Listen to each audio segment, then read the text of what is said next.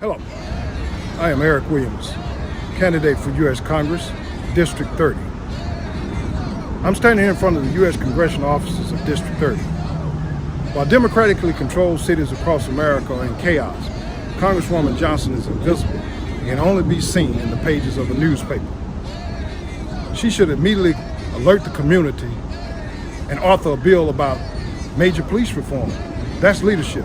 So I'm calling on her and the Supreme Court to abolish the qualified immunity doctrine entirely that protects police officers and government officials. Qualified immunity promotes the unreasonable use of force by police officers. By abolishing this bill, it will allow victims to sue for compensation under color of law claims for which I am a past victim. My case reached all the way to Congress and was discussed and debated in the House Judiciary Committee. I had to sue the entire damn Arlington Police Department and City of Arlington for violating my constitutional rights. They too use sovereign immunity as their defense. Abolishing qualified immunity is just one way to make police officers feel the pain you and I have felt. It is said that in the House Judiciary Committee that Mr. Williams would have been better served if he had just changed the law. So I'm doing that. That's why I'm fighting for you, fighting for me, standing here in front of this building. I have the moral authority. The fair treatment of civilians and police officers are at stake, and only Congress can abolish and reform qualified immunity immediately. A bill needs to be brought to the House floor.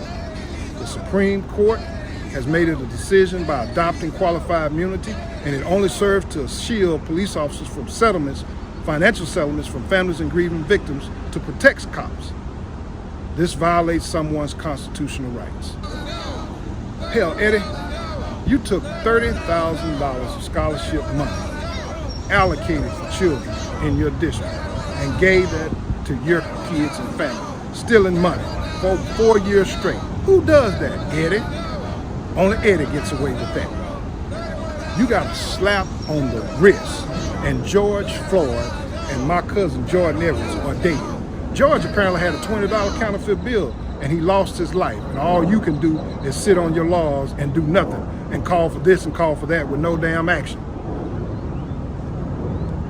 But you are nowhere. You are invisible, missing in action. But guess what? You wasn't missing in action in 1994 when you co-sponsored the crime bill, which led you and Joe Biden, that led to locking up millions of black and brown women and men in prison. You wasn't missing then.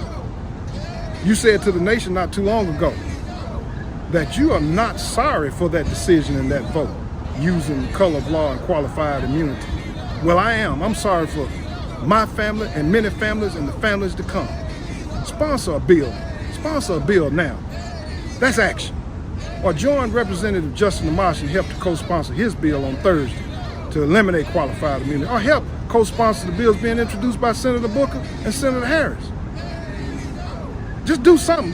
You authored a bill to park on the moon, but we don't have quality parks here in the southern sector of Dallas. That's a violation. You've been sitting in that seat of power for Dallas County since 1972. That's far too damn long. It's 2020. That's career politician. You can only come out during election season and give a bunch of grants out to your special interest groups that you had nothing to do with help make. I'm really getting sick and tired. You get all this money from climate destroyers like ExxonMobil and money from telecommunication giants like AT&T that don't provide quality internet access to our black and brown communities in the southern sector. And you get thousands and thousands of campaign dollars each year from these special interest groups that does nothing to help us. This is a tactical move to make it look like you're doing something for the community while you're doing nothing. We can't catch a break, Congresswoman. We can't catch a break. That's why we all have these symptomatic problems in the nation and in District 30, because you and others have been making those decisions on the House floor that has major impacts on our life and others since 1972. This is generational trauma, Congresswoman Johnson. It's time for you to go. Congresswoman Johnson, since we are working on deadlines because of this pandemic and pandemonium, you need to immediately let the community know what bill you plan to introduce or co-sponsor by the end of this week. I'm gonna be right back here with some people protesting in front of your office, and we may just go to Victory Park. But guess what? This message is for you. Now this message is for the people. Together we can get rid of her. So together we can. It's your choice, Congresswoman Johnson. Help the people or fall by the wayside and let somebody else come in.